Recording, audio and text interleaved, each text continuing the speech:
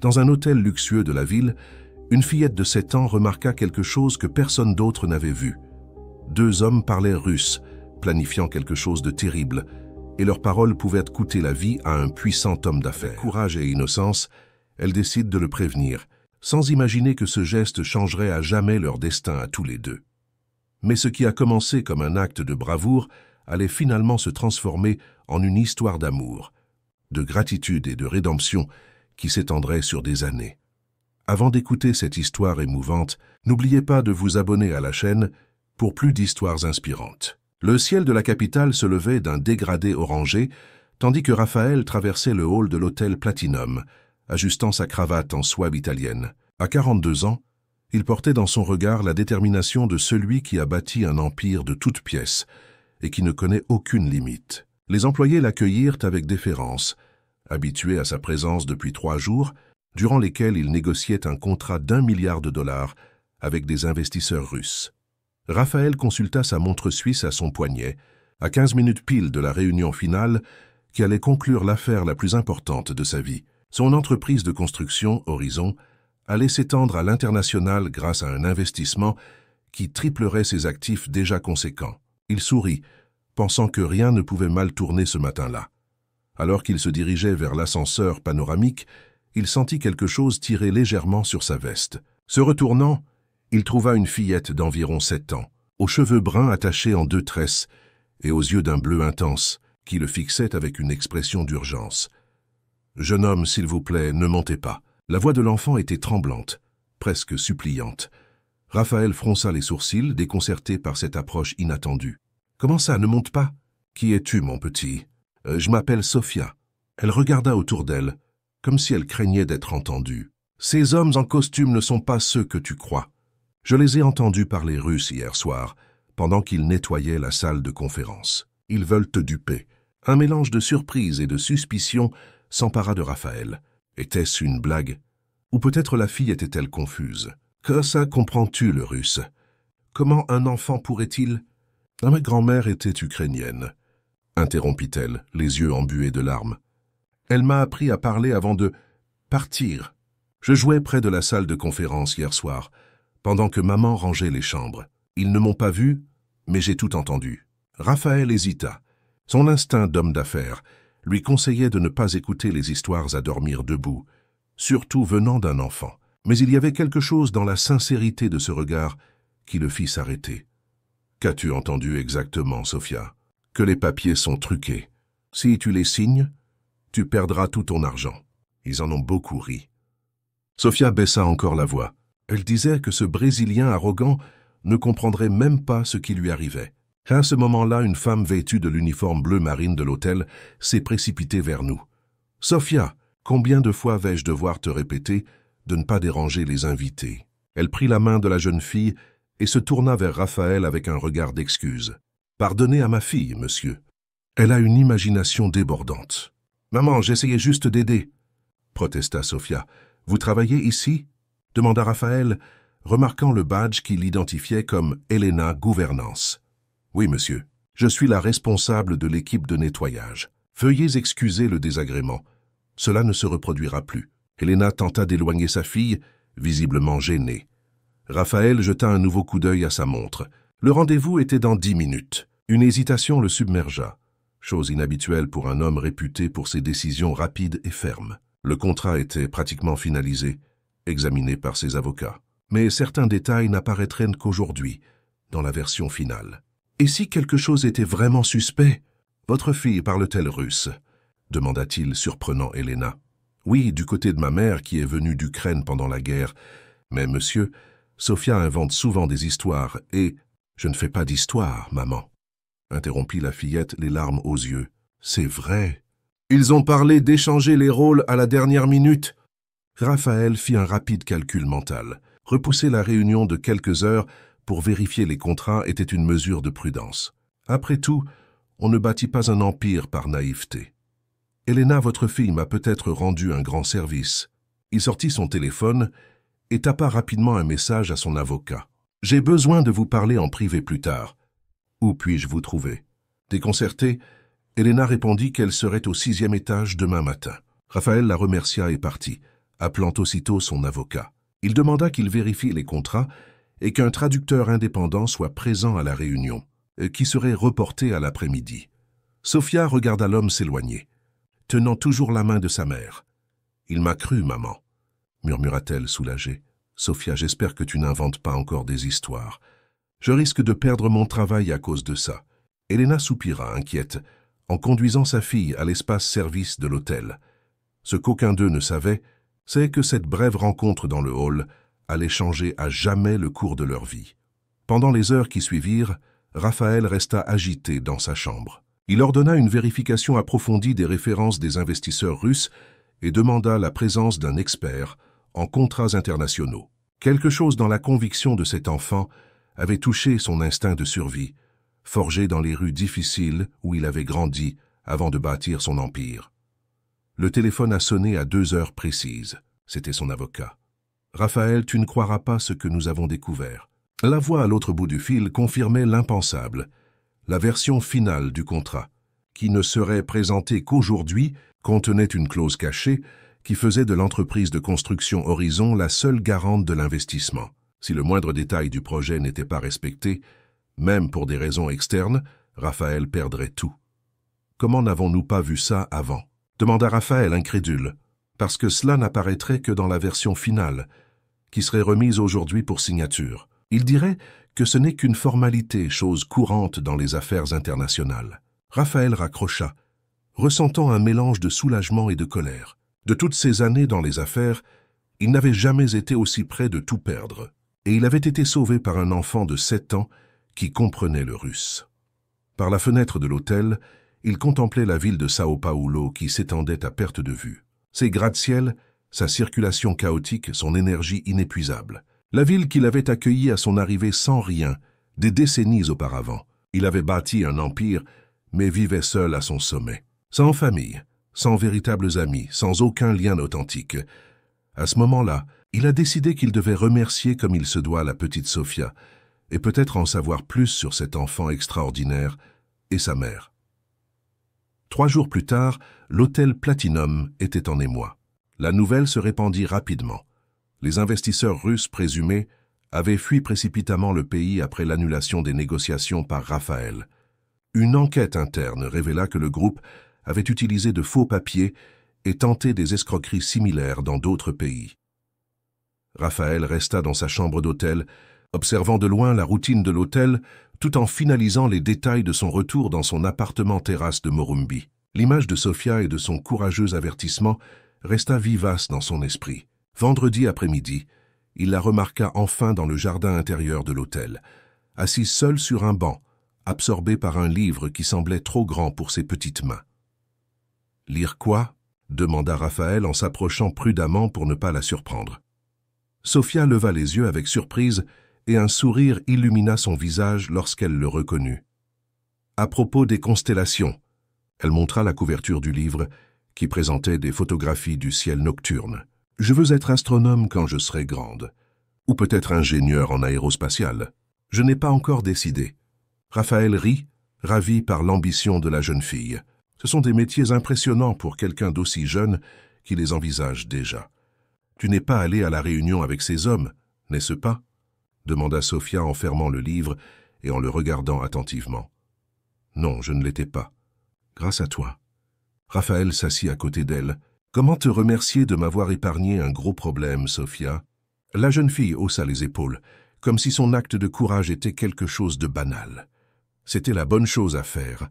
Grand-mère disait toujours qu'il fallait aider les autres quand on le pouvait. « Ta grand-mère semble avoir été très sage », commenta Raphaël, remarquant comment les yeux de la fille s'illuminaient à la mention de sa grand-mère. Elle l'était. Elle parlait 5 langues et racontait des histoires incroyables. Maman dit que j'ai sa même intelligence. À ce moment-là, Elena apparut dans le jardin, toujours vêtue de son uniforme d'hôtel. Son visage exprimait l'inquiétude en voyant sa fille parler à Raphaël. « Monsieur, j'espère que Sofia ne vous dérange plus. »« Pas du tout. En fait, je suis venu te remercier. » Raphaël se leva et tendit la main à Elena. « Ton nom complet est... »« Elena Salen, monsieur. »« Fertin Raphaël Kosic. » Il se présenta solennellement. « Elena, Votre fille m'a sauvé d'un désastre financier. Les investisseurs avec qui je traitais préparaient une fraude. Sofia a entendu leur conversation en russe et a eu le courage de me prévenir. Le visage d'Elena pâlit. Elle regarda sa fille avec un mélange de fierté et d'inquiétude. Sofia, alors c'était vrai? Pourquoi ne me l'as-tu pas dit? J'ai essayé, maman, mais tu as dit que j'inventais encore des histoires. Qu'a répondit Sofia en serrant le livre contre sa poitrine. Elena se couvrit la bouche avec ses mains, réalisant la gravité de la situation. Monsieur, je ne savais pas. Je m'excuse de ne pas y croire. Pas besoin de t'excuser. C'était une situation inhabituelle. Raphaël marqua une pause, pesant ses mots. En fait, j'aimerais bien donner en retour. Sofia m'a dit qu'elle voulait devenir astronome ou ingénieure aérospatiale. Elena sourit en passant sa main dans les cheveux de sa fille. Elle change d'avis chaque semaine, mais elle choisit toujours des métiers impossibles. Impossible? Raphaël fronça les sourcils. Pourquoi serait-il impossible? Un silence gêné s'installa. Elena rajusta son uniforme visiblement gêné. On est juste tous les deux, monsieur Kosick. Je fais ce que je peux avec mon salaire, mais certains métiers nécessitent des études coûteuses, des universités prestigieuses. Raphaël hocha la tête, comprenant la situation. Je vois, j'ai une proposition à te faire.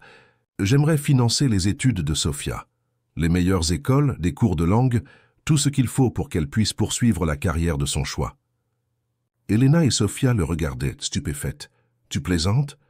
demanda Elena incrédule. « Je n'ai jamais été aussi sérieux. » Harry sourit Raphaël. « Considère ça comme un investissement dans l'avenir d'un esprit brillant.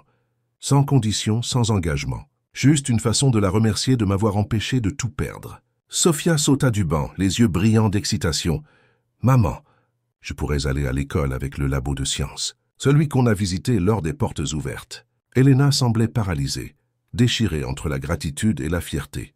« Monsieur Kosick, c'est une offre extrêmement généreuse, mais je ne peux pas accepter quelque chose d'aussi important de la part d'un inconnu. Je comprends vos inquiétudes. » Raphaël sortit une carte de la poche de sa veste. « Ceci est ma carte personnelle. Examinez ma proposition. Il n'y a pas d'urgence à répondre. » Elena prit la carte à contre-cœur, tandis que Sofia sautillait pratiquement à côté d'elle. « S'il te plaît, maman, s'il te plaît. On en parlera à la maison, Sofia, » répondit Elena fermement, avant de se tourner vers Raphaël. « J'apprécie votre générosité, monsieur Kosick, mais il faut que j'y réfléchisse. Fais avec ici. Bien sûr, prends ton temps. » Raphaël leur dit au revoir à tous les deux, mais avant de quitter le jardin, il se tourna pour ajouter « Oh, et Sofia, si tu décides de devenir astronome, je connais des gens à l'Observatoire national qui seraient ravis de rencontrer une jeune femme aussi brillante. » Les yeux de la fille s'écarquillèrent d'excitation, et Raphaël partit avec le sentiment qu'il venait d'ouvrir une porte vers quelque chose d'important dans sa vie.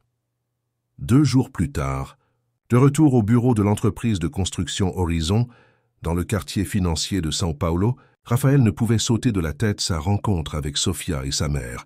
Entre réunions et appels téléphoniques, il s'imaginait assister au développement de cet esprit curieux. Jonas, son assistant personnel depuis plus d'une décennie, et pratiquement son seul ami, a remarqué sa distraction lors d'une réunion du conseil d'administration. Il s'est passé quelque chose à l'hôtel. « Tu as l'air différent depuis ton retour », commenta Jonas lorsqu'ils furent seuls au bureau. Raphaël hésita, puis raconta toute l'histoire. La fille, l'avertissement concernant les Russes, l'offre de l'aider dans ses études. « Et la mère a refusé ?» demanda Jonas, surpris. « Pas exactement. Il a dit qu'il devait y réfléchir. » Raphaël fit tournoyer un stylo entre ses doigts, d'un air pensif. « Je crois qu'il a peur que j'exige quelque chose en retour. »« Et tu ne l'exiges pas. »« Ah, bien sûr que non. » Raphaël parut offensé. « Cette fille m'a sauvé d'un piège qui aurait pu me coûter des millions. C'est juste de la gratitude. » Jonas sourit. Il connaissait Raphaël depuis assez longtemps pour reconnaître quand quelque chose de plus profond était en jeu. « Tu t'ennuies de ta vie, Raphaël. Tout cet empire, et pourquoi faire? Tu n'as personne avec qui le partager. Peut-être que tu vois cette fille comme une chance de faire quelque chose de vraiment important. » Raphaël ne répondit pas, mais les mots de Jonas résonnèrent dans son esprit pour le reste de la journée. Cette nuit-là, son téléphone portable a sonné. C'était un numéro inconnu. Raphaël Kosick. « Monsieur Kosick, voici Elena Salen, de l'hôtel Platinum. » Le cœur de Raphaël s'emballa de manière inattendue. « Elena, ça me fait plaisir d'entendre ta voix. As-tu pris une décision ?» Il y eut une pause à l'autre bout du fil. « Oui, mais j'ai une condition. » La voix d'Elena était ferme. « Si tu veux vraiment aider Sophia, ce ne peut pas être seulement financier et à distance. Elle a besoin de ta présence, de tes conseils. Je ne veux pas qu'elle te perçoive comme un bienfaiteur anonyme qui ne fait qu'envoyer des chèques. » Raphaël ne s'attendait pas à une telle situation.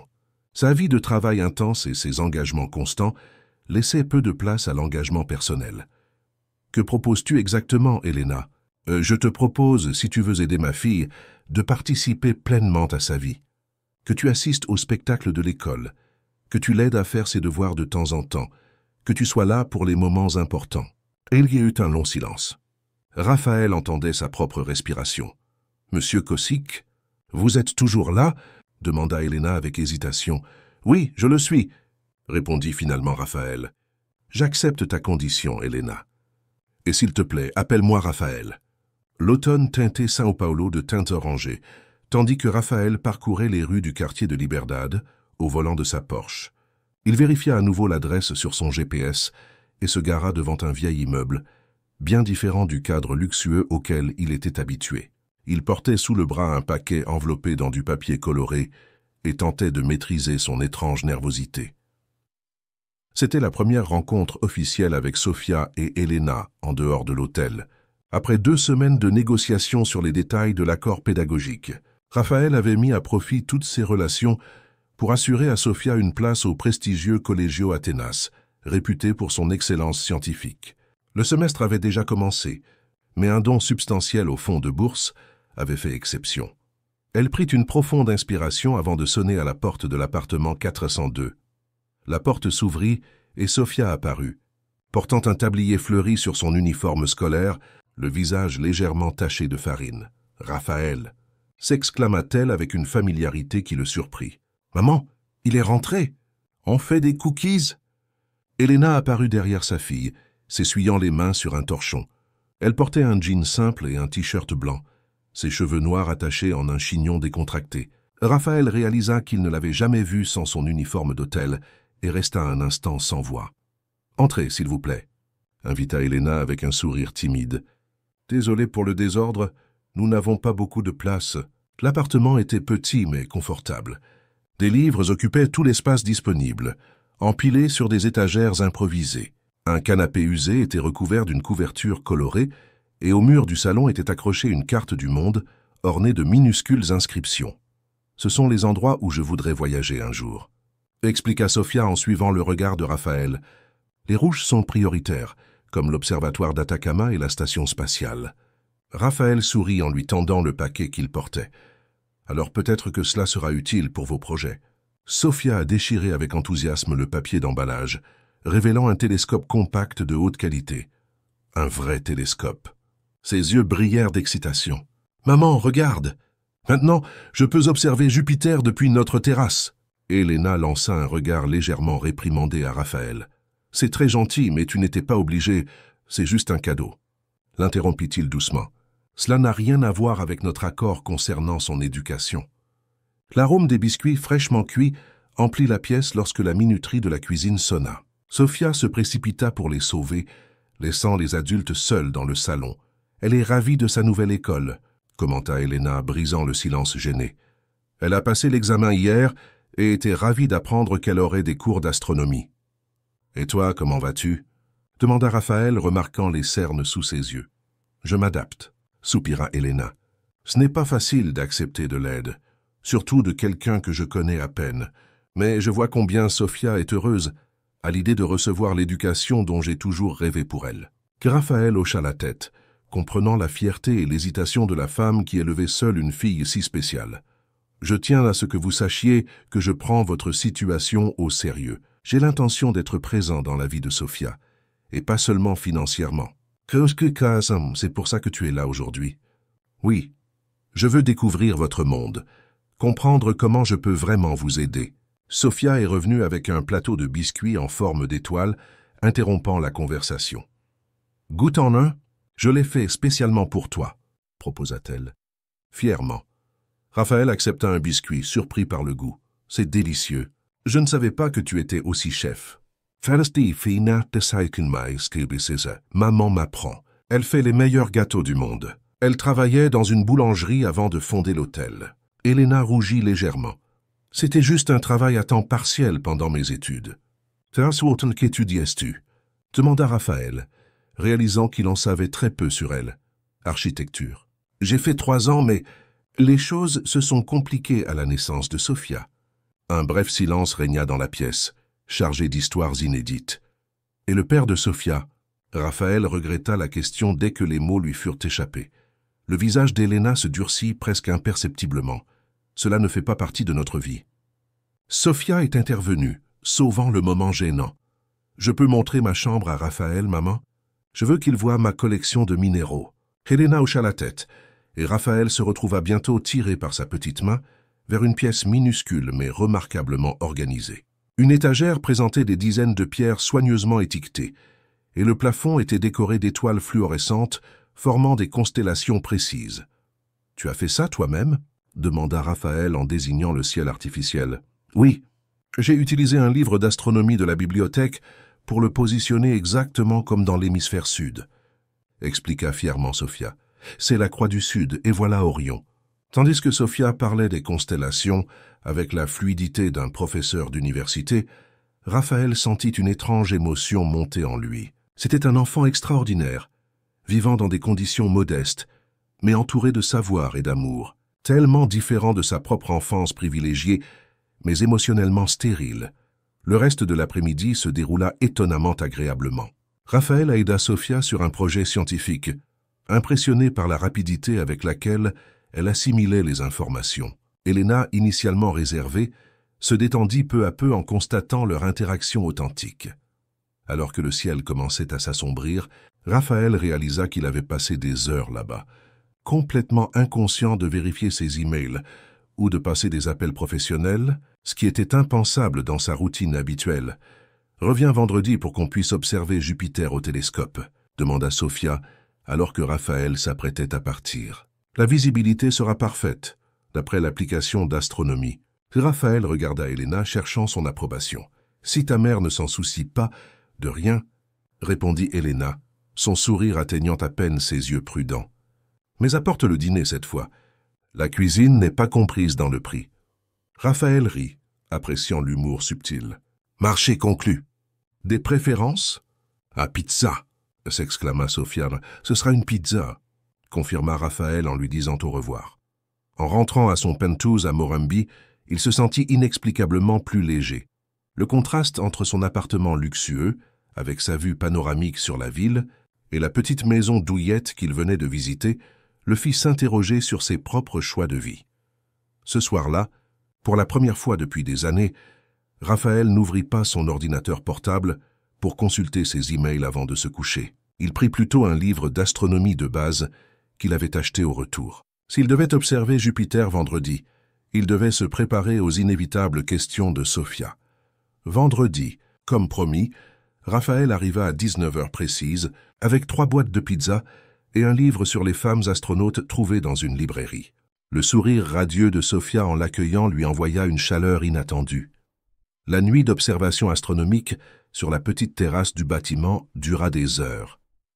Raphaël, habitué à négocier avec les magnates et les politiciens, se trouva fasciné par l'opportunité de voir le monde à travers le regard curieux d'un enfant de 7 ans.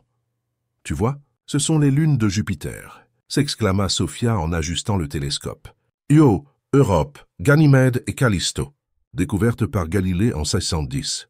Helena, assise sur une chaise à proximité, observait l'échange avec une expression indéchiffrable. Quand Sophia s'endormit enfin dans les bras de sa mère, épuisée par toute cette excitation, Raphaël l'aida à se coucher. « Elle est incroyable », commenta-t-il doucement, tandis qu'Helena bordait sa fille endormie. « Tu as une idée à quel point elle est spéciale. Tous les jours, » répondit Helena avec un doux sourire. « Depuis sa naissance, je savais qu'elle était différente. À 3 ans, elle lisait déjà et à 5 ans, elle parlait 3 langues. » Ils retournèrent au salon où Helena leur offrit une tasse de café. « Puis-je te poser une question personnelle ?» demanda Raphaël en acceptant sa boisson. Helena hocha la tête avec prudence. « Pourquoi as-tu accepté mon aide ?» Tu sembles si déterminé à tout faire toi-même. Elena réfléchit un instant à la question, les yeux fixés sur la tasse dans ses mains. Parce que je connais mes limites. Je travaille 60 heures par semaine pour nous payer ce toit. Et même là, ce n'est pas suffisant pour donner à Sofia tout ce qu'elle mérite. Elle leva les yeux et croisa le regard de Raphaël. Mais surtout parce que j'ai vu comment tu la regardes. Pas avec pitié ni condescendance, mais avec un intérêt sincère. Comme si tu te souciais vraiment d'elle. Et je m'en soucie, admit Raphaël, surpris par sa propre sincérité. Je ne comprends même pas vraiment pourquoi, mais je m'en soucie. Un silence confortable s'installa entre eux, tandis que la ville palpitait au dehors, indifférente à ce petit moment de connexion entre deux inconnus unis par le bien-être d'un enfant exceptionnel. 3 mois passèrent, et la présence de Raphaël dans la vie de Sofia et Elena devint constante. Ce qui avait commencé comme un arrangement formel devint peu à peu une routine que tout le monde attendait avec impatience. Le mercredi, Raphaël aidait Sofia dans ses projets scolaires. Le dimanche, ils sortaient souvent ensemble au musée, au parc ou simplement pour manger une glace. Le changement chez Raphaël était perceptible par tous ceux qui l'entouraient, en particulier par Jonas, son assistant, qui observait avec une curiosité croissante l'homme d'affaires, impitoyable, bloqué désormais des après-midi, entier dans son emploi du temps, pour assister à des présentations scolaires ou participer à des foires scientifiques. « Je ne t'ai jamais vu comme ça », sous-commenta Jonas lors d'une rare pause entre 2 réunions. « Tu as annulé un dîner avec le maire pour assister à un concert de chorale. » Raphaël sourit sans l'ombre d'un regret. Sofia a fait un solo. J'ai promis d'être là. » Et c'était comment? Horrible, qu'exclama Raphaël en riant, se souvenant de sa performance fausse. Mais son sourire en me voyant dans le public valait bien toutes les fausses notes. Jonas secoua la tête, impressionné par la transformation de son ami et patron. Et maman? Elena, c'est ça? Comment ça va entre vous? La question prit Raphaël au dépourvu. Elena et lui avaient noué une amitié prudente, jalonnée de conversations profondes les soirs où Sofia s'endormait tôt. Il avait découvert en elle une femme intelligente et déterminée, qui avait affronté des épreuves inimaginables pour élever seule sa fille. « Nous sommes amis », répondit-il simplement, détournant le regard du regard curieux de Jonas. « Juste amis. Tu es sûr ?» Raphaël ne répondit pas. En vérité, il ne parvenait même pas à définir ce qu'il ressentait pour Elena. De l'admiration, certes, un profond respect, mais il y avait aussi des moments, comme lorsqu'elle riait sans retenue à une blague, ou lorsqu'il la surprenait à regarder sa fille avec une fierté non dissimulée, ou quelque chose de plus profond semblait s'éveiller en lui. Cet après-midi-là, Raphaël arriva à l'école Athénas pour sa réunion bimensuelle avec l'enseignante de Sofia. Il fut surpris de trouver Elena déjà dans la salle d'attente, vêtue d'une tenue de soirée au lieu de l'uniforme de l'hôtel. Jupe crayon bleu marine et chemisier blanc, les cheveux lâchés encadrant son visage. « Tu as réussi à partir plus tôt ?» demanda-t-il en s'asseyant à côté d'elle. « J'ai demandé une dispense spéciale. Je ne pouvais pas te laisser affronter seul le terrible professeur Chiara. » Raphaël sourit. La professeure Chiara, une femme stricte et traditionnelle, était connue pour son regard sévère et ses évaluations implacables. Selon Sofia, elle fait même trembler les nombres mathématiques. « Comment ça se passe dans ton nouveau travail ?» a-t-il demandé. 1 mois plus tôt, Elena avait quitté l'hôtel pour occuper un poste administratif dans un cabinet d'architecture, une opportunité qui lui était venue grâce aux relations de Raphaël, même s'il avait pris soin de ne pas lui faire savoir qu'il y était impliqué. « C'est un défi, mais enrichissant. J'apprends beaucoup. » Elle hésita, avant d'ajouter « Merci de m'avoir encouragé à accepter ce poste. Je n'aurais jamais envisagé de retourner à l'architecture si vous n'aviez pas insisté. » Avant que Raphaël ne puisse répondre, ils furent appelés dans la salle de la redoutable enseignante Chiara. Monsieur Kosick, Madame Salen. Les salua l'enseignant avec une politesse glaciale. Merci à vous deux d'être venus. À la surprise de Raphaël et Elena, les résultats extraordinaires de Sofia ont été salués avec enthousiasme. Son test d'aptitude avait révélé un QI exceptionnel et l'école avait recommandé un programme spécial pour les élèves surdoués. Elle est brillante, mais ce n'est qu'une enfant, y a conclu l'enseignant. Elle a besoin de notre soutien à tous les deux pour développer son potentiel sans pression inutile. En quittant la réunion, Elena était visiblement émue, J'ai toujours su qu'elle était spéciale, mais entendre cela de la part d'éducateurs professionnels. Sa voix s'éteignit. Raphaël, sans réfléchir, lui prit la main. « Tu as fait un travail incroyable en l'élevant toute seule. Tu peux être fière. » Helena regarda leurs mains jointes, mais ne s'écarta pas. « Je ne suis plus seule, n'est-ce pas? Tu as toujours été présent dans sa vie. Au début, j'avoue que j'avais peur. » « Peur? Sentis que tu t'en lasserais, que ce ne serait qu'un élan de gratitude qui s'éteindrait une fois l'effet de nouveauté passé. » Raphaël sentit une oppression dans sa poitrine. « Je ne vais nulle part, Helena, à moins que tu ne le veuilles. » Leurs regards se sont croisés dans un moment de vulnérabilité partagée, interrompu seulement lorsque Sophia est arrivée en courant dans le couloir, portant un certificat d'excellence. « J'ai eu la meilleure note en sciences. Encore une fois !» s'exclama-t-elle en les serrant tous les deux dans ses bras. « On peut fêter ça avec une pizza. » Raphaël regarda Helena sourire à sa fille, avec un amour si pur qu'il en était presque douloureux à voir. À cet instant, il comprit que quelque chose de fondamental avait changé en lui. Son empire, sa fortune, ses succès commerciaux, rien ne lui semblait aussi important que le privilège de faire partie de la vie de ces deux personnes. En route vers la pizzeria, Sophia discutait de son projet scientifique pour la foire d'État, tandis que Raphaël conduisait et qu'Helena écoutait attentivement. N'importe quel observateur extérieur les aurait pris pour une famille ordinaire partageant un moment banal, et c'est peut-être exactement ce qu'ils étaient en train de devenir sans s'en rendre compte. Au cours des semaines suivantes, Raphaël a réorganisé son emploi du temps pour être plus disponible. Pour la première fois de sa carrière, il a délégué des projets importants, réduit ses déplacements et limité ses appels en dehors des heures de bureau. L'entreprise de construction Horizon est restée florissante, mais son fondateur avait enfin compris que réussite professionnelle et épanouissement personnel étaient deux choses différentes. Par un dimanche après-midi particulièrement agréable, ils pique-niquaient tous les trois dans le parc d'Ibirapuera. Sophia était partie nourrir les canards, laissant Raphaël et Helena seuls sur la couverture étendue sur l'herbe. « Elle a l'air si heureuse », commenta Helena en regardant sa fille de loin. « Et toi, tu es heureux ?» demanda Raphaël, les surprenant tous les deux par sa question directe. Helena réfléchit un instant avant de répondre. « Je suis en paix, pour la première fois depuis des années. » Elle regarda Raphaël droit dans les yeux. « Quand Sophia est née, je me suis promis de faire tous les sacrifices pour qu'elle ait les opportunités que je n'ai pas eues. J'ai cumulé 3 emplois à la fois. J'ai étudié jusqu'à l'aube et j'ai pratiquement arrêté de vivre pour moi. Et maintenant? Et maintenant? Maintenant, j'ai l'impression de pouvoir respirer. Je ne me bats plus seul. » Helena marqua une pause. « C'est étrange, n'est-ce pas? Tu étais une parfaite inconnue. Et maintenant, je ne peux plus imaginer notre vie sans toi. » Raphaël sentit son cœur s'emballer.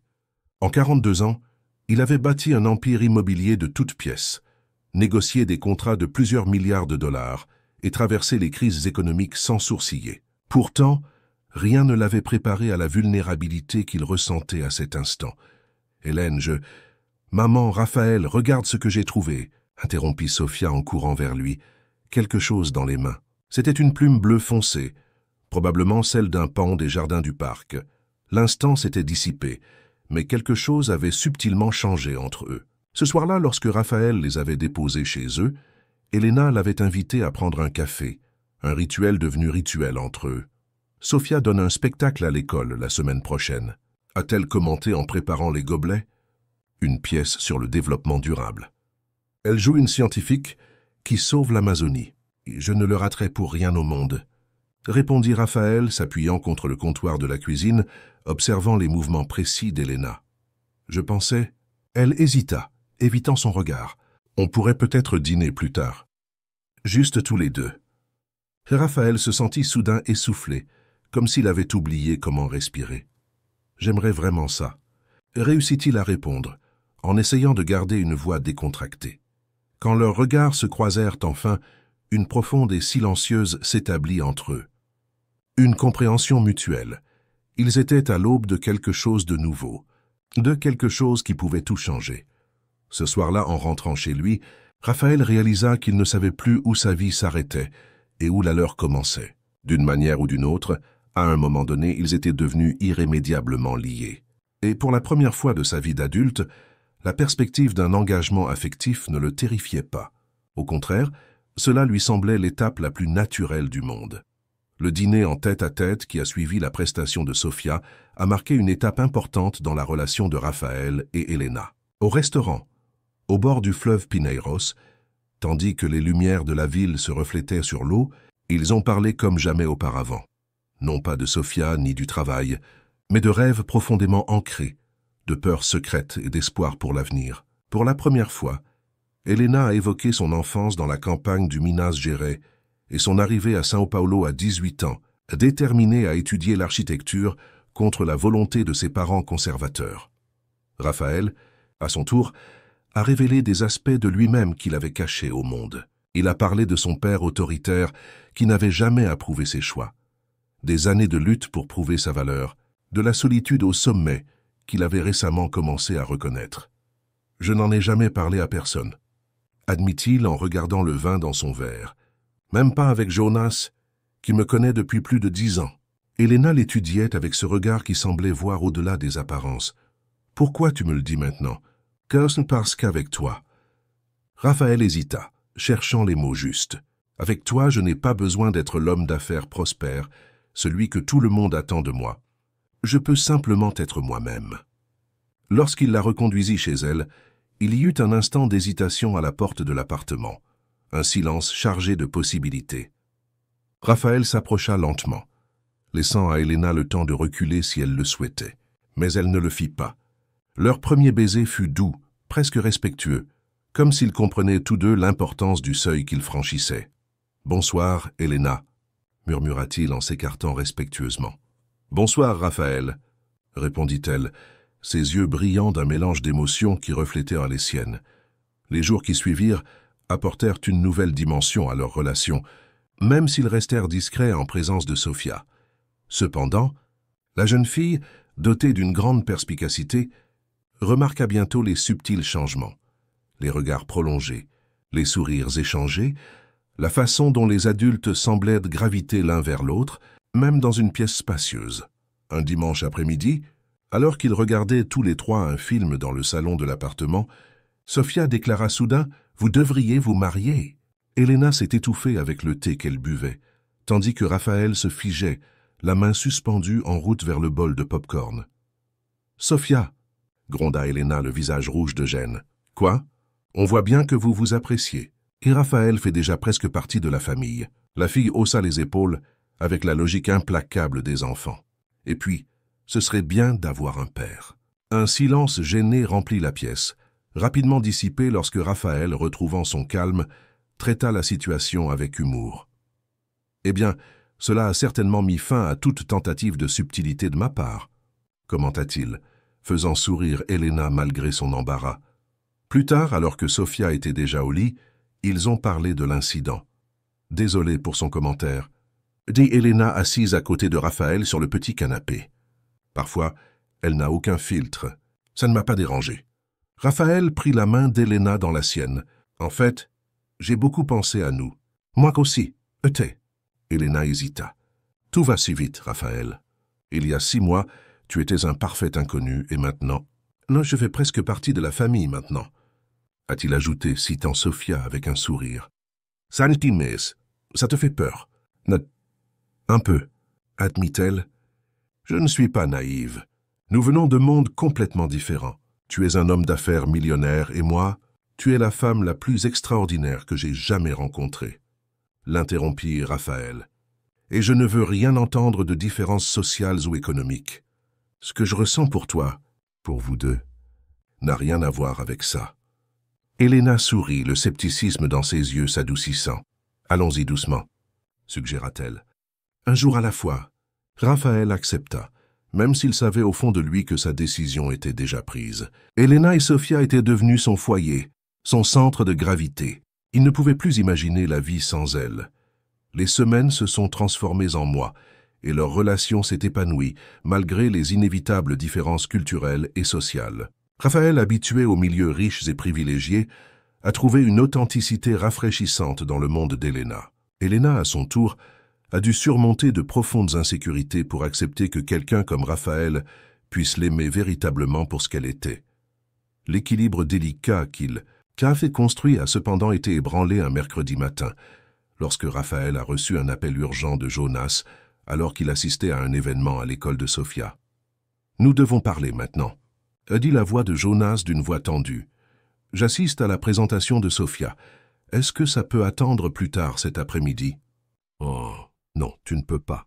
C'est à propos d'Edgar. » Edgar était l'associé minoritaire de Raphaël dans l'entreprise de construction Horizon. Amis depuis l'université, ils avaient bâti l'entreprise ensemble, même si Raphaël détenait 70% des parts. Ce qui s'est passé, c'est qu'il détourne des fonds, Raphaël. Nous avons des preuves. Et ce n'est pas une petite somme.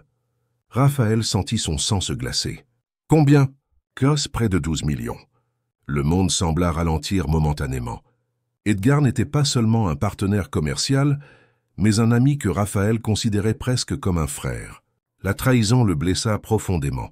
« Je serai au bureau dans 1 heure », répondit-il machinalement en raccrochant le téléphone. Pendant le reste de la présentation, Raphaël est resté physiquement présent, applaudissant au bon moment, mais son esprit était perdu, absorbé par l'ampleur de la trahison.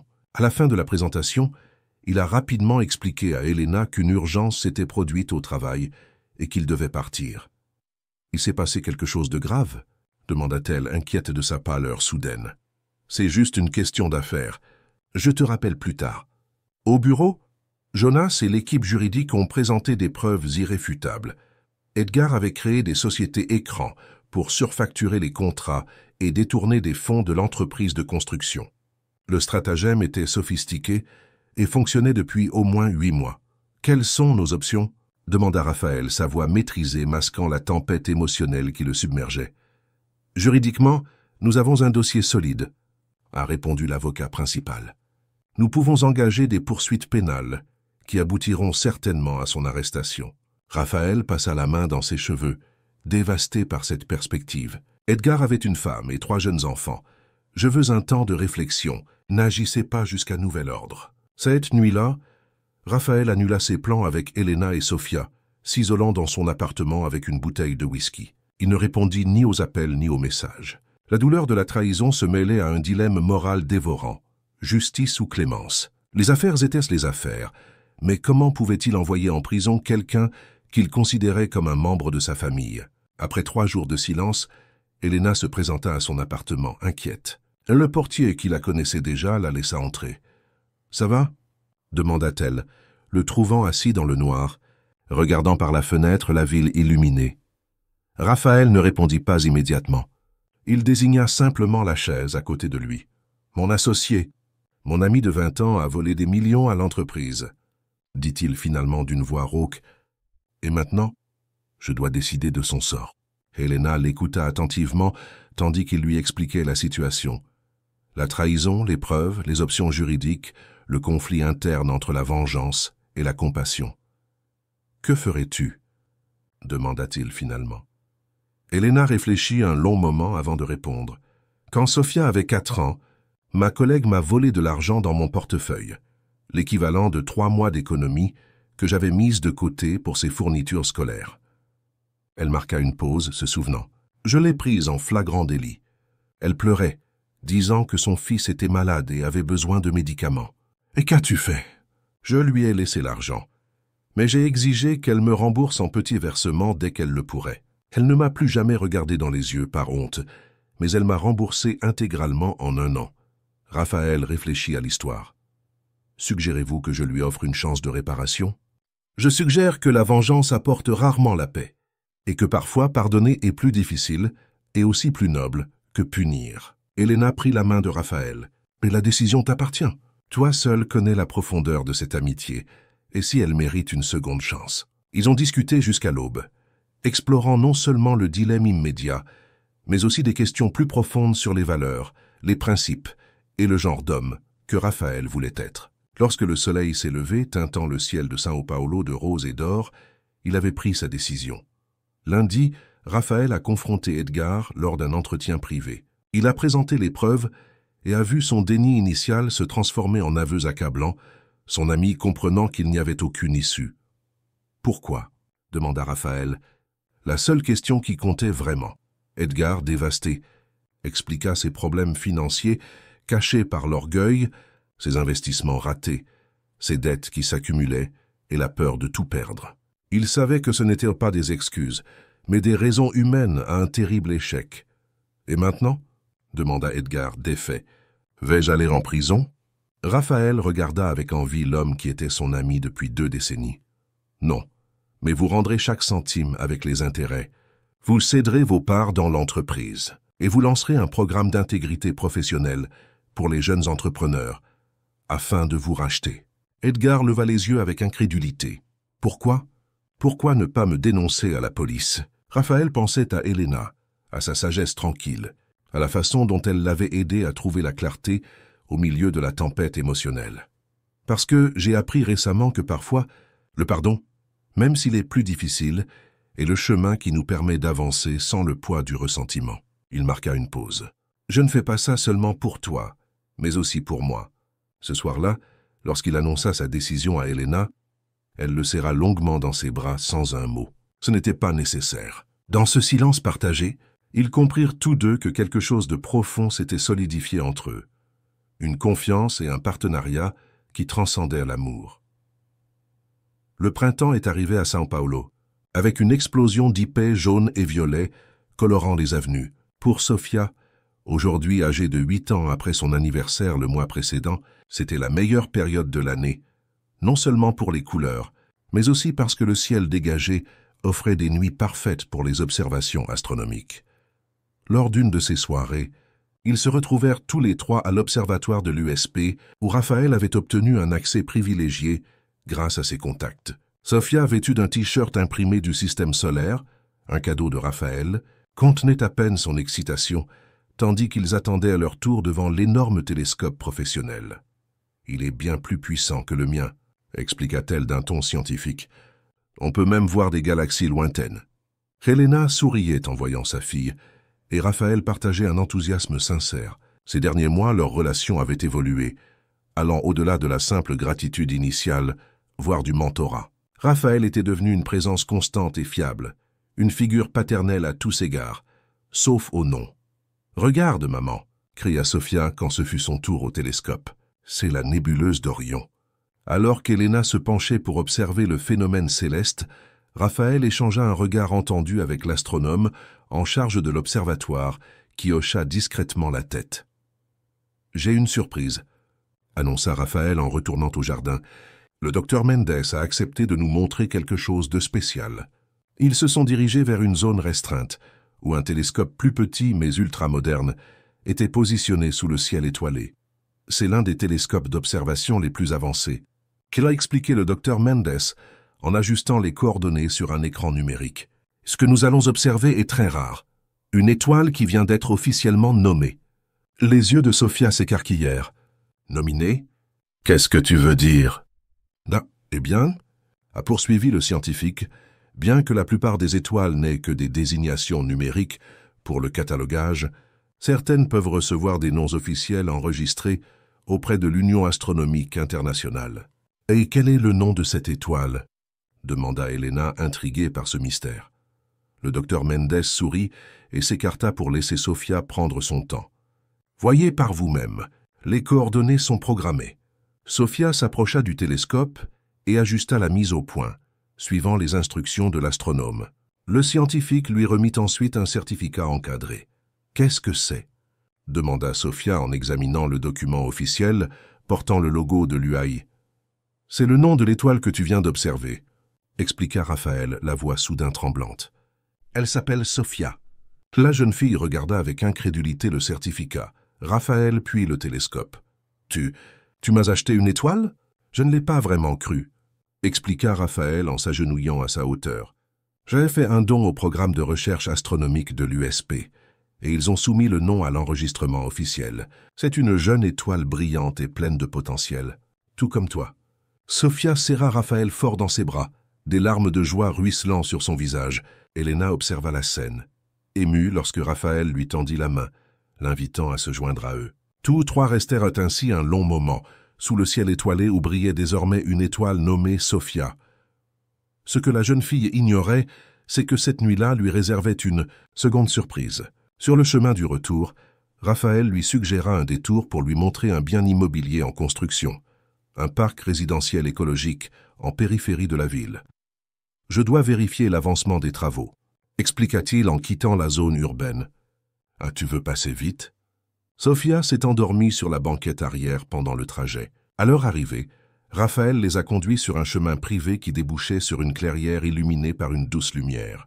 Au centre se trouvait une maison moderne en construction, avec de grandes fenêtres et un toit végétalisé. « Quel est cet endroit ?» demanda Elena perplexe. « Ça ne ressemble pas à une entreprise commerciale. » Raphaël sourit nerveusement. « En fait, c'est un projet personnel. Une maison que je construis. »« C'est magnifique !» commenta Elena, admirant l'architecture intégrée à la nature. « Mais pourquoi si loin de la ville? On se plaint toujours de la circulation. » Va parce que d'ici on a la meilleure vue du ciel nocturne de toute la région métropolitaine, répondit Raphaël en la conduisant vers une terrasse en bois surplombant un petit lac artificiel.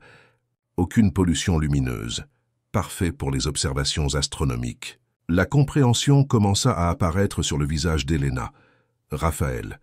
Il prit une profonde inspiration et prit ses mains dans les siennes. Ces 10 derniers mois ont été les plus marquants de ma vie. Avant de les rencontrer, j'avais tout ce que l'argent pouvait acheter, mais rien de vraiment important. Elena sentit son cœur s'emballer. Raphaël lui lâcha les mains pour sortir une petite boîte en velours de la poche de sa veste. J'ai bâti un empire, mais c'était un empire vide. Tu m'as appris le sens de la famille, du foyer, de l'appartenance. Il ouvrit la boîte, révélant une délicate bague solitaire en diamant. Elena Salène, me feriez-vous l'honneur de m'épouser? Le temps semblait s'être arrêté, tandis qu'Elena regardait le ring et le visage anxieux de Raphaël. Des larmes silencieuses commencèrent à couler sur son visage. « Tu es sûr? Nous sommes si différents. C'est exactement pour ça qu'on se complète. » sourit-il. « Tu m'as donné ce qu'aucun accomplissement professionnel ne pourrait m'apporter. Tu m'as appris à apprécier ce qui compte vraiment. » Elena essuya ses larmes en souriant. « Oui, j'accepte. » Raphaël glissa la bague à son doigt. Et alors qu'ils s'embrassaient sous le ciel étoilé, ils se sentiraient complets d'une manière qu'aucun d'eux n'avait jamais connue auparavant. Le moment parfait fut interrompu par une voix endormie venant de la maison.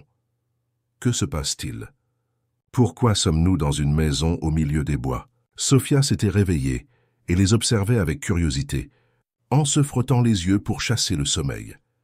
Raphaël échangea un regard avec Elena, qui hocha la tête, avant de s'approcher de la fille avec une deuxième petite boîte dans ses mains. « Sofia, j'ai aussi une question très importante pour toi. » La fille avait l'air intriguée alors que Raphaël s'agenouillait devant elle. « Ta mère vient de m'honorer en acceptant d'être mon épouse. Cela signifie que nous formerons officiellement une famille. Mais pour que notre famille soit complète, j'ai besoin de savoir. » Il ouvrit la boîte, révélant une délicate clé en or. « M'accepterais-tu comme père ?» Les yeux de Sofia s'écarquillèrent, passant de la clé à la bague au doigt de sa mère, comprenant lentement le sens de tout cela. Est-ce que ça veut dire qu'on va tous vivre ensemble? Comme une vraie famille? Oui, confirma Raphaël. Cette maison sera notre foyer, si tu acceptes. Elle possède un observatoire sur le toit, un laboratoire scientifique au sous-sol et toutes les étoiles du ciel que tu pourras étudier. Sofia prit la clé avec révérence, l'examinant comme s'il s'agissait d'un artefact précieux. « Est-ce que ça veut dire que je peux t'appeler papa ?» demanda-t-elle d'une voix douce et pleine d'espoir. « Rien ne me rendrait plus heureux. » répondit Raphaël, l'émotion rendant sa voix rauque. Sofia jeta ses bras autour de son cou. « Oui, s'exclama-t-elle, répétant la réponse de sa mère avec encore plus d'enthousiasme. Elena se joignit à l'étreinte, et pendant un long moment, ils restèrent ainsi 3 personnes que le destin avait réunies par une rencontre improbable, formant désormais une famille. Les semaines suivantes furent un tourbillon de planification.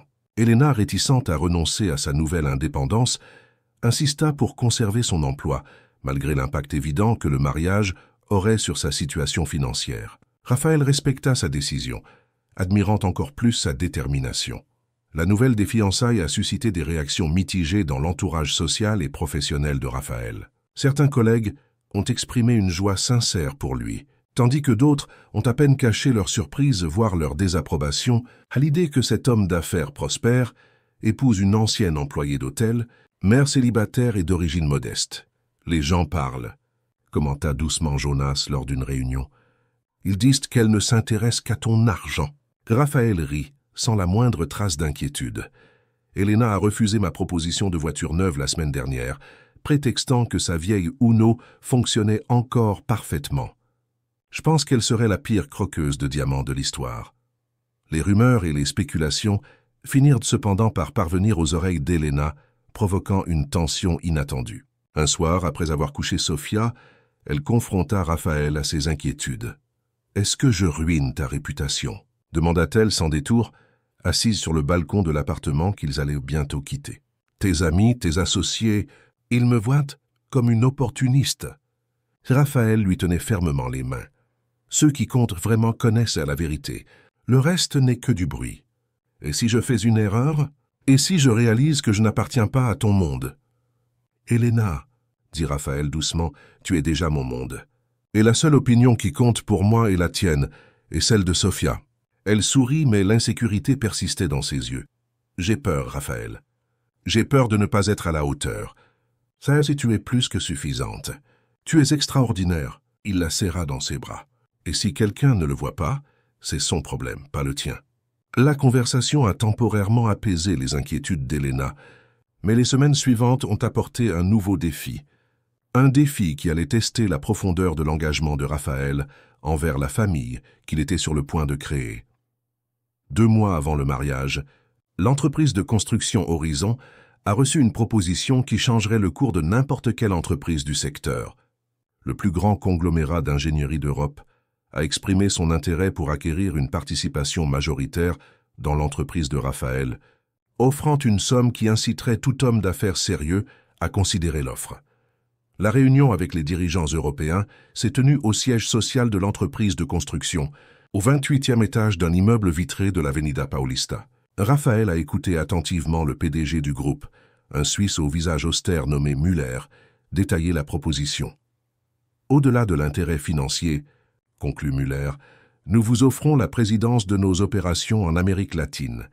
Ce serait une opportunité sans précédent d'expansion internationale. Jonas, assis à côté de Raphaël, observait son visage pour déceler toute réaction. La proposition était excellente à tous égards. Il y a un détail que je tiens à mentionner, qu'a ajouté le responsable européen. Ce poste exige que vous soyez basé à notre siège régional à Zurich pendant au moins 5 ans. C'est non négociable. Un lourd silence suivit cette déclaration. Raphaël ressentit l'impact de ces mots comme un choc physique. 5 ans en Europe, loin d'Elena et de Sofia. J'aurai besoin de temps pour y réfléchir, répondit Raphaël avec diplomatie. C'est une décision qui affecte non seulement l'entreprise, mais aussi ma vie personnelle. Les dirigeants ont convenu de lui donner 2 semaines pour donner une réponse définitive. En partant, Jonas a fermé la porte de la salle de réunion et s'est retrouvé face à son ami. C'est l'opportunité d'une vie, Raphaël. Je sais, mais... Raphaël soupira profondément. Je me marie dans 2 mois, Jonas. J'ai une famille maintenant. Elena comprendrait. Elle a l'air raisonnable. Et 5 ans, ça passe vite. Falkeniti Utoba. Ça pas quand il s'agit de voir un enfant grandir. Raphaël secoua la tête. Sofia a 8 ans. À mon retour, elle entrerait dans l'adolescence. J'aurais manqué des moments qui ne reviendront jamais. Faustin, il pourrait se venir avec toi. Elena a enfin réussi à relancer sa carrière ici. Sofia s'épanouit à l'école, a des amis et des activités. Les arracher à tout ça à cause de mon ambition professionnelle. Jonas regardait son ami avec un mélange d'admiration et de consternation. Je n'aurais jamais pensé voir le jour où Raphaël Kosic ferait passer quoi que ce soit avant les affaires. Raphaël sourit tristement. Moi non plus. Au cours des jours suivants, Raphaël a analysé la proposition sous tous les angles, cherchant des alternatives et des solutions qui lui permettraient de concilier ses obligations professionnelles et familiales. Pourrait-il négocier des visites mensuelles, réduire la période à 3 ans? Peut-être qu'Elena pourrait également trouver des opportunités professionnelles en Europe. Chaque solution semblait le placer entre le marteau et l'enclume, sacrifiant soit sa famille, soit la chance d'une avancée ultime dans le monde des affaires internationales. Un dimanche après-midi, alors qu'Elena travaillait sur un projet, Raphaël emmena Sofia se promener dans le parc d'Ibirapuera. La jeune fille courut devant lui, désignant avec enthousiasme un groupe de cerfs-volants colorés qui s'élevait dans le ciel. « On peut en acheter un, papa ?» demanda-t-elle, employant naturellement le terme qui leur était désormais familier. « Papa ». Ce mot provoquait encore une vague d'émotion chez Raphaël, à chaque fois que Sofia le prononçait. Il observait la joie sincère sur son visage, tandis qu'ils couraient ensemble sur la pelouse, poursuivant le cerf-volant qu'ils venaient d'acheter à un vendeur ambulant. Sofia riait aux éclats, chaque fois que le cerf-volant piquait ou tournoyait au gré du vent. Guidé par ses petites mains inexpérimentées, Raphaël ajustait la ligne, donnait des conseils et partageait cette expérience simple avec une implication totale. Ni téléphone, ni email, ni réunion ne venant perturber l'instant. « C'est le meilleur après-midi de ma vie !» s'exclama Sofia lorsqu'elle réussit enfin à stabiliser le cerf-volant dans les airs. À cet instant, Raphaël comprit. Il n'y aurait pas de négociation, pas de compromis. La décision qui semblait si complexe s'avéra limpide. Cette nuit-là, après que Sofia se soit endormie, Raphaël a parlé à Elena de la proposition européenne. « Pourquoi ne l'as-tu pas mentionné plus tôt ?» demanda-t-elle, surprise par l'ampleur de l'offre qu'il lui avait décrite. « Parce que j'essayais de trouver une solution qui n'existait pas. » Et Elena étudia son visage, comprenant. « Tu as déjà décidé, n'est-ce pas ?»« Oui, et il refusera. » Et ce n'était pas une question, mais une observation. « Comment le savais-tu » demanda Raphaël. « Parce que je te connais. » Elle lui toucha doucement le visage. « Il y a 1 an, tu aurais accepté sans hésiter. Maintenant, tu es un autre homme. » Raphaël tenait sa main contre son visage, fermant les yeux. « Est-ce que je fais le bon choix, Elena ?»« Toi seul peux répondre à cette question. Et si je le regrette ?» Elena sourit avec une sagesse tranquille. Certaines portes se ferment pour que d'autres s'ouvrent. Peut-être que celle-ci n'en est qu'une parmi tant d'autres. Raphaël observait la femme devant lui, forte, raisonnable, aimante. Il se souvenait de la fille endormie dans la pièce voisine, de sa curiosité insatiable, du moment le plus précieux de sa vie qu'elle avait vécu en l'appelant « papa » pour la première fois. Il pensait à la maison qu'ils avaient reconstruite ensemble, non seulement de briques et de béton, mais aussi de souvenirs et de liens. « Je ne le regretterai pas », affirmait-il avec une certitude venue du plus profond de son être. « Certaines choses sont plus importantes que l'argent ou le prestige. » Le lendemain matin, Raphaël a invité Jonas à prendre un café avant le travail. « J'ai décidé de décliner l'offre européenne », a-t-il annoncé sans préambule. L'assistant ne semblait pas surpris. « Je l'ai déjà imaginé. »« Et que vas-tu leur dire ?»« La vérité. J'ai des engagements ici que je ne peux ni ne veux abandonner. » Raphaël prit une gorgée de café. « Et j'ai une contre-proposition. Nous pourrions créer une co-entreprise en gardant le contrôle local entre mes mains. » Jonas hocha la tête, étonné de la fermeté de la décision. Il pourrait ne pas accepter.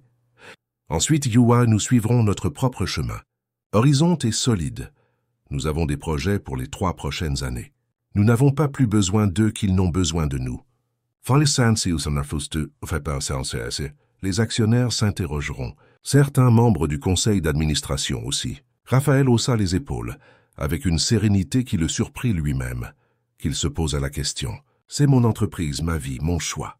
En sortant du café, Raphaël a appelé Elena. C'est décidé, dit-il simplement. Je refuse la proposition aujourd'hui. J'en suis sûr. Sa voix exprimait une réelle inquiétude pour son bien-être. Absolument. En fait, je n'ai jamais été aussi sûr de quoi que ce soit de ma vie. À l'autre bout du fil, Elena souriait. Je suis fier de toi, n'a dit-elle doucement. Non pas pour la décision elle-même, mais pour l'avoir prise si clairement. Merci de votre compréhension. Toujours. Le refus formel a été accueilli avec incrédulité par les dirigeants européens, qui ont augmenté leur offre financière pour tenter de revenir sur la décision. Lorsqu'ils ont compris que le problème n'était pas l'argent, mais la nécessité de se relocaliser, ils ont proposé un séjour plus court en Europe, avec des visites fréquentes au Brésil.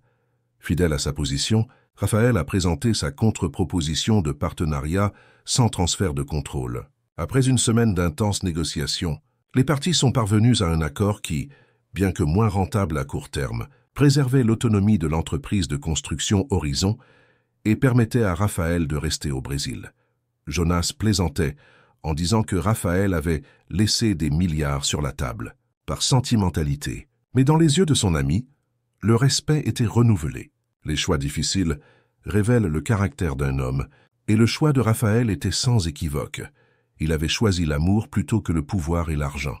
Cette décision n'a cependant pas été sans conséquences. Certains actionnaires minoritaires ont exprimé leur mécontentement, et 2 membres du conseil d'administration ont démissionné en signe de protestation. La presse spécialisée s'est demandé si Raphaël était en train de perdre la main ou de s'affaiblir. Au milieu de cette agitation professionnelle, les préparatifs du mariage se poursuivaient. Elena, sensible à la pression subie par Raphaël, proposa de reporter la cérémonie. « Peut-être devrions-nous attendre que la poussière retombe », suggéra-t-elle un soir alors qu'ils examinaient les invitations. « Absolument pas », répondit Raphaël fermement. « J'ai trop longtemps repoussé le bonheur, privilégiant toujours les affaires. Je ne referai plus cette erreur. » Le mariage était prévu à une date symbolique, exactement 1 an après leur première rencontre dans le hall de l'hôtel Platinum. Le lieu choisi n'était ni une imposante cathédrale, ni un complexe hôtelier exclusif, comme on aurait pu s'y attendre de la part de Raphaël. Ils optèrent plutôt pour une petite chapelle centenaire du quartier de Bixiga, où la grand-mère ukrainienne de Sofia avait l'habitude de prier. La veille de la cérémonie, Raphaël fit une dernière visite à la maison qu'il avait construite pour sa nouvelle famille, presque terminée. Il parcourut seul les pièces vides, qui allèrent bientôt s'animer, s'arrêtant dans la pièce spécialement conçue pour Sofia, avec son plafond de verre pour observer les étoiles, et ses murs transformables en tableaux blancs pour les équations et les dessins. Il était assis sur la véranda surplombant le petit lac, observant le reflet de la lune sur l'eau. Toute sa vie, il avait bâti et accumulé, propriété, entreprise, fortune. Mais ce n'est que maintenant, à l'aube de fonder une vraie famille, qu'il comprenait le véritable sens du mot « bâtir ». Certaines portes se ferment pour que d'autres puissent s'ouvrir, répéta-t-il les mots d'Elena, comprenant désormais pleinement sa sagesse. Le mariage fut simple et émouvant, réunissant uniquement les personnes les plus importantes dans la vie du couple. Sofia, radieuse dans sa robe de demoiselle d'honneur, portait les alliances avec la solennité de celle qui comprenait l'importance du moment. Elena, vêtue de blanc, ne portait ni bijoux sophistiqués ni accessoires coûteux, juste la bague de fiançailles et un collier en argent ayant appartenu à sa mère. Quand Raphaël la vit entrer dans la petite chapelle, il sut qu'il ne regretterait jamais ses choix. La femme qui marchait vers lui représentait tout ce qu'il avait appris à valoriser. La force, l'intégrité, l'amour inconditionnel. Je promets d'être non seulement ton mari, mais aussi ton partenaire pour toujours. Ça a déclaré Raphaël dans ses vœux. Je promets de toujours me rappeler que la véritable richesse ne réside pas dans ce que nous possédons, mais dans ce que nous sommes l'un pour l'autre. Et Elena, les larmes aux yeux, a répondu avec des mots simples mais profonds. Je promets de ne jamais te laisser oublier qui tu es vraiment, même si le monde essaie de te convaincre du contraire. Je promets d'être ton refuge, tout comme tu es devenu le mien. Lorsque le moment est venu pour Sofia de participer à la cérémonie, Raphaël s'est agenouillé devant elle, tenant ses petites mains. « Sofia, tu m'as appris plus de courage et de gentillesse que quiconque. Je promets d'être le père que tu mérites, présent, attentionné et toujours prêt à soutenir tes rêves, aussi lointains soient-ils. » La fille, émue au-delà des mots, le serra fort dans ses bras. « Je t'aime, papa », murmura-t-elle, faisant monter les larmes aux yeux de tous. À la fin de la cérémonie, au lieu du faste et du luxe, le couple a opté pour un moment symbolique. 3 lanternes célestes ont été allumées et lâchées dans le ciel nocturne, une pour chaque membre de la nouvelle famille, formant leur propre constellation qui s'élevait lentement au-dessus de São Paulo. 2 ans se sont écoulés depuis cette nuit magique. La vie dans la maison au bord du lac s'est installée dans une routine tranquille, ponctuée de moments de joie quotidienne.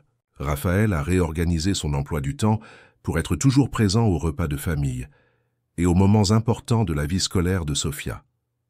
L'entreprise de construction Horizon a prospéré grâce à sa nouvelle philosophie d'entreprise, qui privilégiait non seulement le profit, mais aussi l'impact social des projets. Le partenariat avec le groupe européen, bien que moins ambitieux au départ que l'offre initiale, s'est avéré extrêmement fructueux au fil du temps. Elena a repris ses études et obtenu son diplôme d'architecture, avant de travailler sur des projets de logements sociaux, une passion de longue date qu'elle pouvait désormais assouvir. Son talent lui a rapidement valu une reconnaissance dans le secteur, non pas comme l'épouse de Rafael Kosic, mais à part entière. Sofia, maintenant âgée de 10 ans, continuait d'étonner tout le monde par son intelligence et sa curiosité insatiable. Sa chambre avait été transformée en un petit laboratoire, où elle menait des expériences sous l'œil attentif de Raphaël, qui avait développé un véritable intérêt pour les sciences pour suivre le développement de sa fille. Un samedi après-midi particulièrement agréable, ils étaient tous les trois en train de pique-niquer au bord du lac, lorsque Sofia est arrivée en courant, agitant un morceau de papier dans ses mains. « Maman, papa, regardez !» Elle tendit le document, haletante d'excitation. Il s'agissait d'un certificat de l'Olympiade brésilienne de mathématiques des écoles publiques. Sofia avait remporté la première place du concours national. « Première place ?» s'exclama Elena, incrédule. « Ça, c'est ça, par nature. »« Oh, je sais, Sofia, c'est extraordinaire. Des concurrents de tout le pays. »« J'ai juste fait de mon mieux, » répondit la jeune fille, avec une modestie qui contrastait avec son immense sourire. « Et papa m'a aidé à m'entraîner. » Raphaël, profondément ému, serra fièrement sa fille dans ses bras. « Tu as tout fait toute seule, princesse. Je suis resté à tes côtés. »« Oh, c'est la même chose, » répondit Sofia avec la simple sagesse des enfants. Cette nuit-là, tandis qu'Elena préparait un dîner spécial pour célébrer cet exploit, Raphaël et Sofia étaient assis sur le balcon, contemplant les premières étoiles qui apparaissaient dans le ciel. « Sais-tu ce que je préfère dans l'univers, papa ?» demanda Sofia en s'appuyant sur l'épaule de Raphaël. « Quoi ?» Certes, les étoiles que nous voyons ont peut-être disparu depuis longtemps. Leur lumière continue de voyager dans l'espace, racontant une histoire déjà terminée. Raphaël sourit, impressionné par la profondeur de la pensée. Et pourquoi est-ce bien? Parce que ça veut dire que même quand quelque chose se termine, son influence continue de se propager, touchant des vies lointaines. Sofia se tourna vers son père. « Comme quand tu as failli tout perdre ce jour-là à l'hôtel, mais j'ai entendu ces hommes parler russe. Et maintenant nous sommes là, en famille. » Raphaël sentit une boule se former dans sa gorge. À 10 ans, sa fille comprenait déjà des liens que beaucoup d'adultes ne percevraient jamais. « Tu as tout à fait raison. » Parvint-il à répondre en la serrant plus fort. « De petits gestes peuvent changer radicalement le cours de nos vies. » Elena les rejoignit, apportant 3 tasses de chocolat chaud. Elles s'assirent ensemble, observant le ciel qui affichait désormais la constellation préférée de Sofia, Orion le chasseur. « Tu sais ce que grand-mère disait à propos des étoiles ?» demanda Sofia en soufflant sur la vapeur qui s'échappait de sa tasse. « Quoi ?» demanda Elena, curieuse de se souvenir de sa mère que Sofia gardait encore vivant. « Chaque personne possède une étoile gardienne, et lorsque 2 personnes sont destinées à se rencontrer, leurs étoiles rapprochent leurs orbites, jusqu'à ce que leurs chemins se croisent inévitablement. » Raphaël échangea un regard significatif avec Elena, par-dessus la tête de sa fille. Il tendit la main pour entrelacer ses doigts avec les siens, formant un cercle parfait avec Sofia au centre. « Et tu crois ça ?» demanda-t-il doucement. Sofia leva les yeux vers le ciel sans fin puis regarda ses parents. « Je crois. » Nos 3 étoiles étaient destinées à former une constellation. Plus tard dans la nuit, alors que Sofia dormait, Raphaël et Elena étaient assis dans le grand salon, les lumières tamisées, seule la lueur de la cheminée illuminant la pièce. « Parfois, je me demande qui a sauvé qui, » commenta Elena recroquevillée contre la poitrine de son mari. « Comme ça, Erti Sofia t'a sauvé de cette arnaque à l'hôtel. Tu as sauvé notre avenir financier. Mais je crois que nous t'avons sauvé aussi. » Raphaël réfléchit à ces paroles, reconnaissant leur vérité. « J'étais un homme vide, Elena. J'avais tout et rien. » Il l'embrassa doucement sur le front. « Tu m'as donné un but au-delà du succès matériel. Et tu nous as donné un foyer, la sécurité, une famille complète. » Elena se tourna vers lui. « On s'est tous sauvés les uns les autres, tu ne crois pas ?» Dehors, les étoiles poursuivaient leur spectacle silencieux, indifférentes aux drames humains. Pourtant, dans cette maison au bord du lac, 3 vies qui ne se seraient peut-être jamais croisées formaient désormais une constellation à part entière, brillante, résiliente et parfaitement alignée. Rafael Kosic, l'homme d'affaires qui mesurait autrefois le succès en chiffres et en contrats, le mesurait désormais en sourires matinaux, en devoirs et en projets de vacances en famille. Son empire demeurait solide, mais ce n'était qu'une partie de ce qu'il était devenu. Un homme qui avait enfin compris que la vraie fortune ne se cache pas dans les coffres forts, mais dans le cœur. Tenant sa femme endormie dans ses bras, Raphaël repensait à l'extraordinaire succession d'événements qui les avaient réunis. Un avertissement en russe, une jeune fille courageuse, une mère dévouée. Un moment qui aurait pu passer inaperçu, mais qui avait changé à jamais le cours de 3 vies. Et je savais avec une certitude absolue que j'avais fait le seul choix possible. 8 ans se sont écoulés depuis cette nuit au bord du lac où Sofia comparait leur vie à des étoiles formant une constellation. Le temps, implacable dans sa marche, a apporté changement et épanouissement à chaque membre de la famille Kosik-Salen. Sofia, alors âgée de 18 ans, emballait les derniers cartons de sa chambre. Les murs, autrefois couverts d'affiches de planètes et de galaxies, étaient désormais ornés de certificats, de médailles et de photos de concours scientifiques internationaux. Le plafond de verre que Raphaël avait construit pour qu'elle puisse observer les étoiles restait le symbole de ses aspirations et de la promesse tenue par son père. « Je n'arrive pas à croire que je vais au MIT demain », a déclaré Sofia tandis qu'Elena l'aidait à plier un t-shirt de l'Observatoire national où la jeune femme avait effectué un stage les 2 étés précédents. « J'y crois tout à fait », répondit Elena, dissimulant l'émotion dans sa voix. « Puisque tu avais 7 ans et que tu en savais plus sur l'astronomie que la plupart des adultes. » Son admission au Massachusetts Institute of Technology pour un programme spécial d'astrophysique n'a surpris personne parmi ceux qui connaissaient Sofia. Son parcours universitaire avait été une succession de réussites extraordinaires. Une médaille d'or aux Olympiades internationales de mathématiques, la première place au National Science Fair avec un projet sur la détection d'exoplanètes et une publication dans une revue scientifique à 16 ans. Raphaël apparut dans l'embrasure de la porte de la chambre, observant silencieusement sa fille et sa femme. Les années avaient laissé quelques mèches argentées dans ses cheveux, des rides autour de ses yeux, signe d'une vie pleinement vécue. Son sourire, cependant, conservait la même intensité, surtout lorsqu'il regardait sa famille. « Comment va ton pied » demanda Elena, remarquant qu'il s'appuyait davantage sur une jambe. « Mieux » répondit Raphaël, touchant instinctivement la cicatrice qui marquait son genou droit, un rappel de l'accident qui avait tant changé leur vie. 3 ans plus tôt, un accident de voiture avait failli coûter la vie à Raphaël. De retour d'une réunion nocturne, sa voiture avait été percutée par un conducteur ivre. Le choc dévastateur l'avait laissé entre la vie et la mort pendant des semaines, avec de multiples fractures et une lésion cérébrale qui inquiétait les médecins.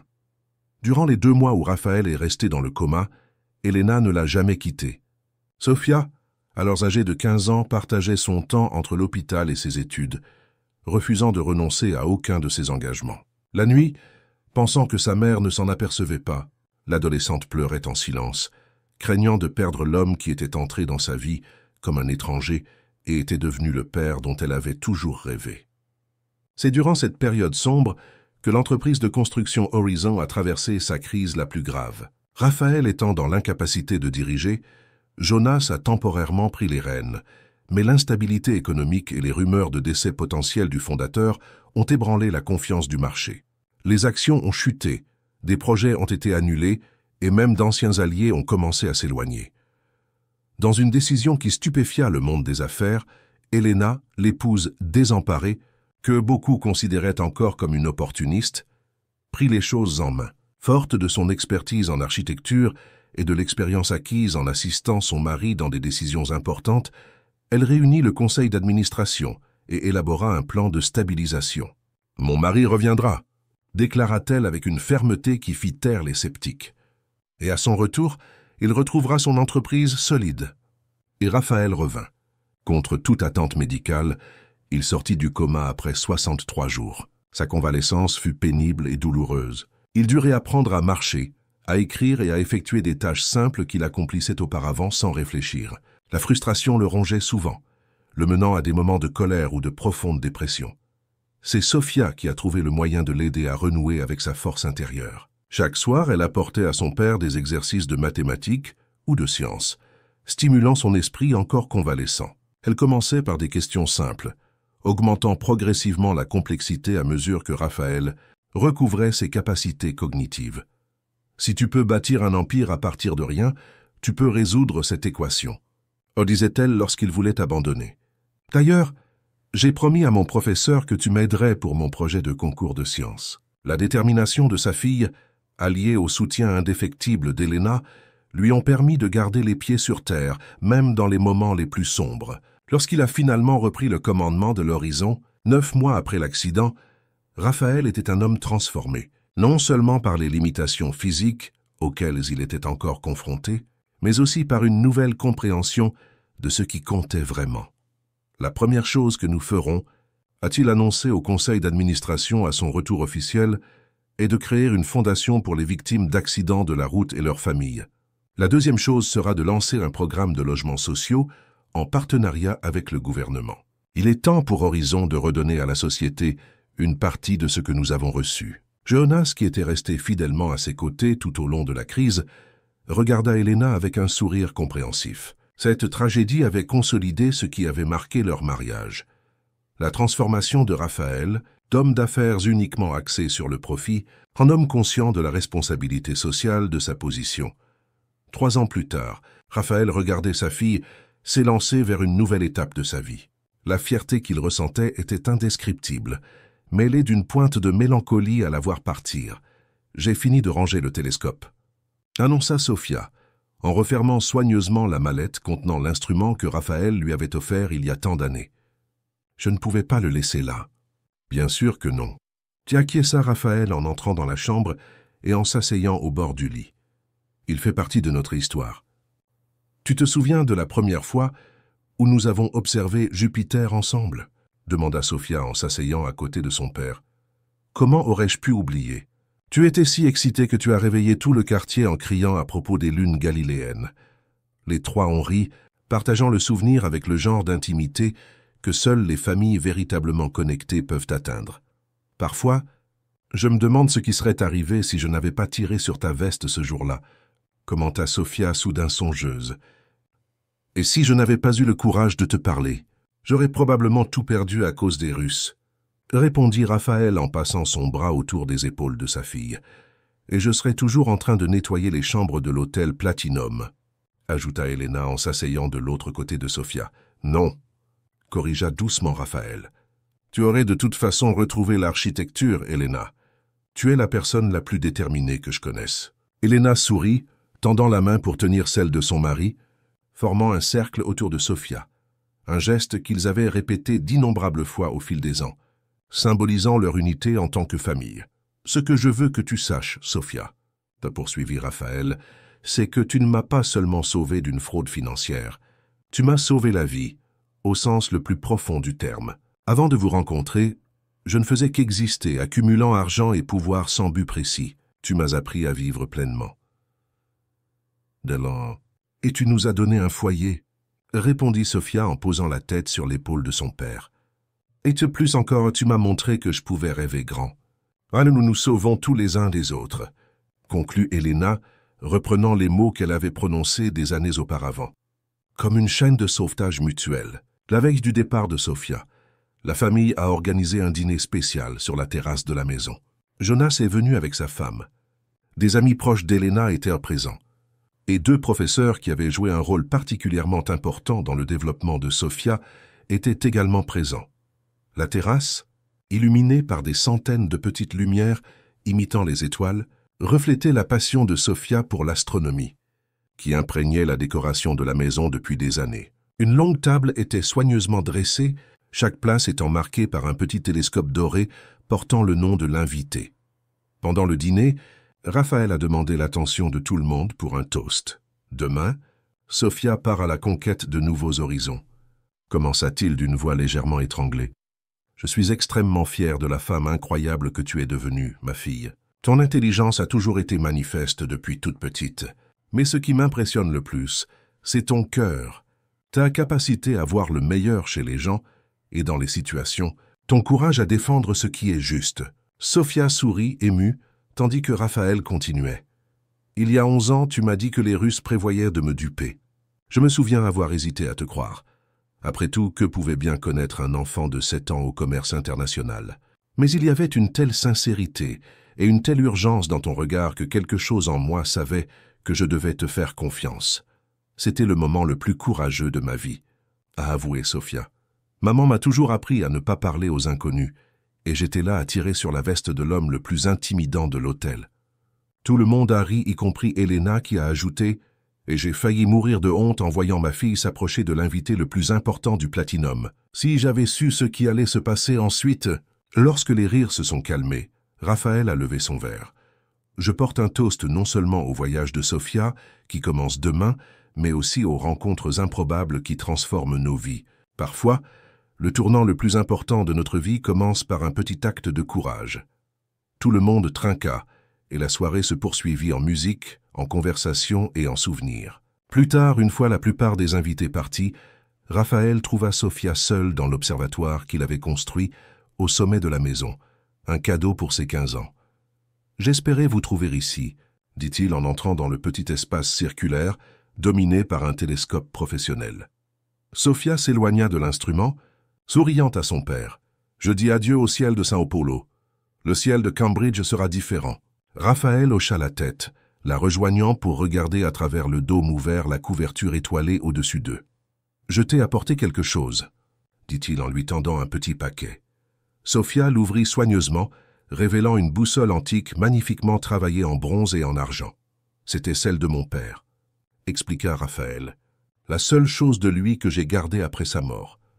C'était un homme difficile, comme je te l'ai dit, mais cette boussole a une histoire particulière. Mon grand-père la lui a offerte lorsqu'il a quitté la maison pour tenter sa chance dans la capitale, tout comme il me l'a offerte lorsque j'ai décidé de faire mon propre chemin. » Sofia tenait l'instrument avec révérence, comprenant sa signification. « C'est dans la famille depuis 3 générations, » a-t-elle commenté. « Et maintenant, c'est à toi, » confirma Raphaël. « C'est pour ne jamais perdre le nord, même loin de chez toi. » Sofia serra fort son père dans ses bras, incapable de retenir ses larmes. « Vous allez tellement me manquer, » avoua-t-il, sa voix étouffée contre l'épaule de Raphaël. « On sera toujours là, » lui assura-t-il en se reculant pour la regarder dans les yeux.